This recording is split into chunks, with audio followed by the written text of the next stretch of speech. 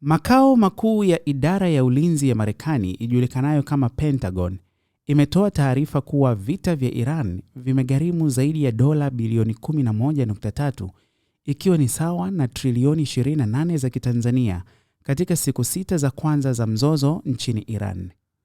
Maafisa wa Pentagon waliwaambia wabunge wa ngazi ya juu katika mkutano wa faragha mwanzoni mwa wiki hii kwamba gharama ya vita dhidi ya Iran tayari imezidi dola bilioni 11.3 kati ya siku zake 6 za kwanza, lakini gharama ya kweli ya siku za ufunguzi wa mzozo huo ni kubwa zaidi.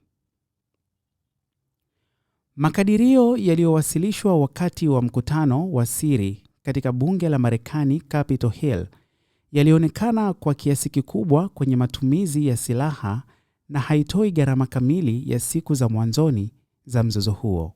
Chanzo kimoja kinachoaminika kiliambia gazeti la The Guardian.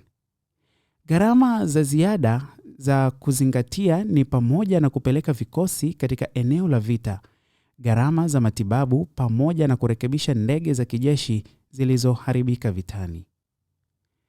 Maafisa wa polisi kutoka jiji la California wamesema hakuna tishio lolote la Iran lililopatikana baada ya tahadhari kutoka FBI ikisema Iran inapanga kusambaratisha jiji hilo.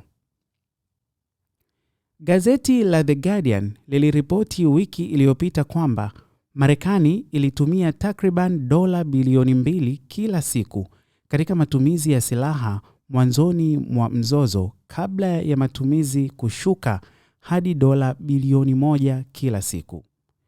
Gharama kwa siku inatarajiwa kushuka zaidi wakati vita vinaendelea endapo hali itaongezeka.